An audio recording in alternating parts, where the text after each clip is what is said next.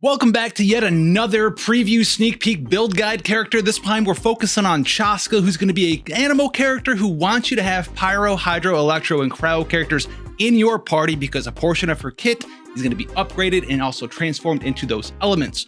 So let's get started right here, right now. What's going to be the best weapon for Chasca? Now, if you haven't seen her unique signature weapon, the Astral Vulture's Crimson Plumage, this is going to be by far her best weapon. It is going to be very good. It's going to be a pretty substantial upgrade for her. So if you're a Chasca main, this is probably something you might want to think about pulling on if you're a weapon banner puller. However, there's going to be several other options for us to go over that you can utilize as a free-to-play player, or maybe you just have one of these other weapons in your back pocket as well. The reason why this one is so good is, well, basically, as we've seen from other signature weapons, this one is tailored to her kit.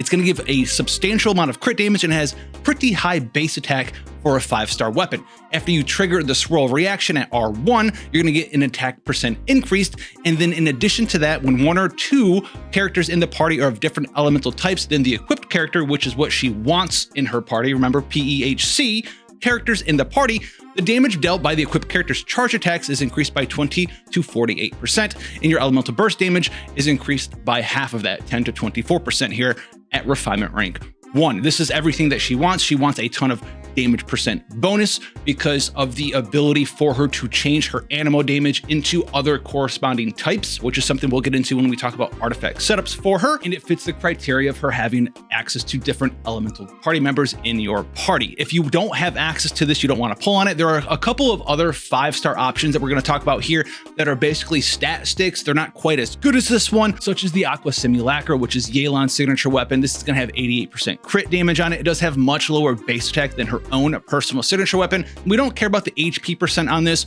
but it does give us all damage increases by 20% as long as you are around an enemy, which is pretty easy for Chasca to do. Just kind of float around during her rotation, and you can squeeze in there next to some enemies and make sure you get this damage percent bonus. We also have the First Great Magic, another crit damage weapon.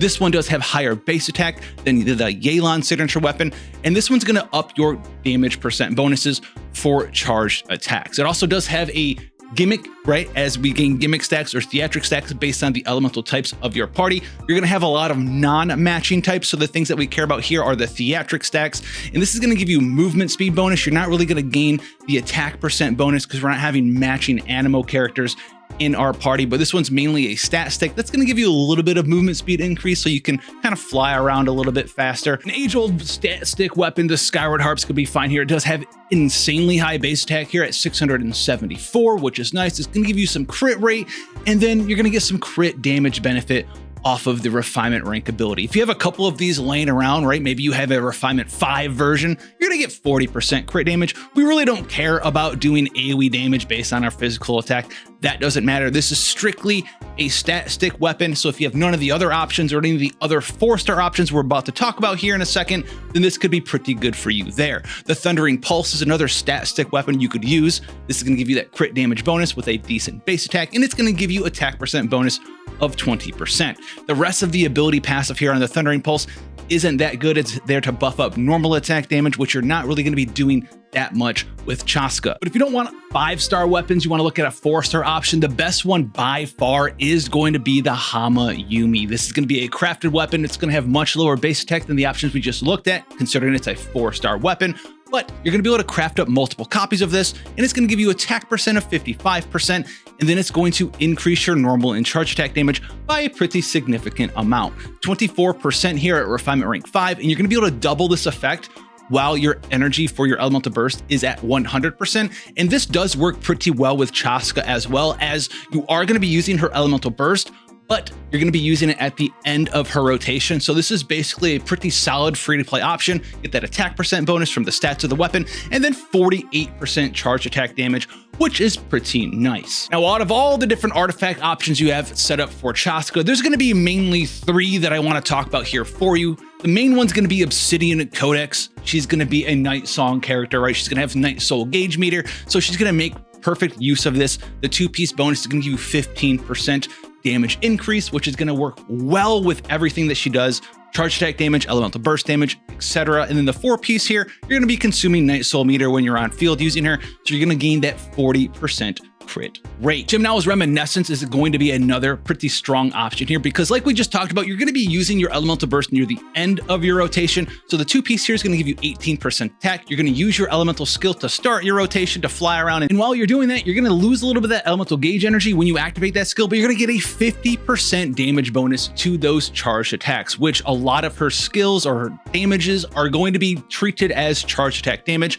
And then you'll be able to gain that energy back. And at the end of your rotation, come in and use that elemental burst and then rinse and repeat after you cycle through all your supports once again. However, one of her best teammates, and this is going to be a sneak peek into what we're just talking about, or what we're going to, I should say, is going to be Farina. And the Marchus Hunter set is going to be a very solid option to use on Chasca. This is going to give you normal and charge attack damage 15% from that 2-piece bonus.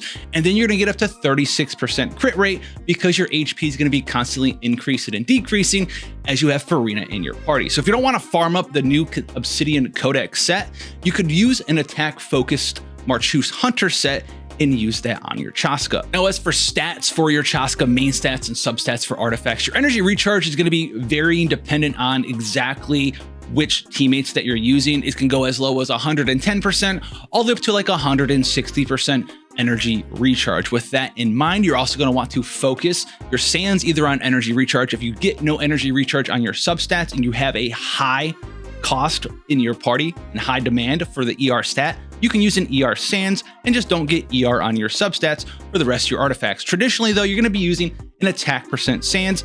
The goblet here is going to be not an anemo goblet because of the varying amounts of different elemental types of damage that Chasca is going to be doing.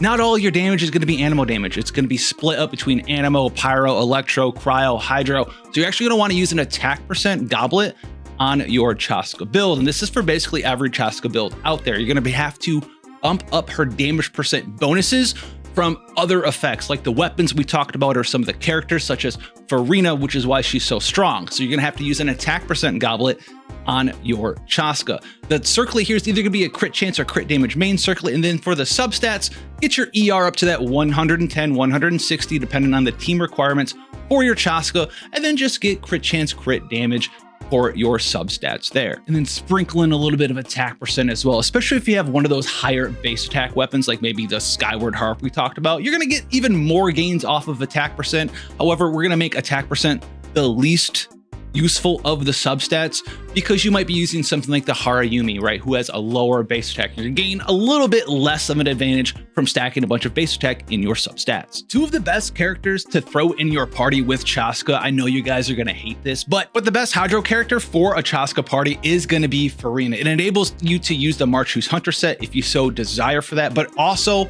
the fanfare stacks, those giant damage percent bonuses that Farina is able to give everyone in your party.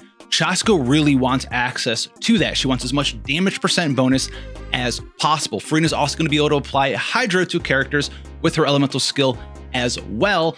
And you're going to be able to apply that Hydro aura to all these different enemies and allow your Chasca to proc swirl off of that. So Farina is going to be an absolute insane character, and to go well with your Farina, you want some other non-hydro, non-animo characters, so you can use someone like Bennett as a giant attack buffer, which is something that Chasca wants, and you'll be able to cycle through and actually gain some increases to your healing in the nice circle impact, okay? With these two characters in your party, you want to have something like an electro character in there as well. Auroron is actually going to be a pretty solid character in a team composition to go with Farina and Bennett, or if you want to throw in another cryo character and have a little bit of shield and resistance interruption rate increase, well, Layla's actually going to be pretty awesome here as well. She's also going to be able to apply cryo to enemies, so you're going to be able to get some freezes in there, swirl them around, and then also on top of that, hit them with the pyro damage that you're going to have from having Bennett in your party. And I don't mean Bennett doing the damage. You're going to be turning some of the damage that Chasca does into the pyro element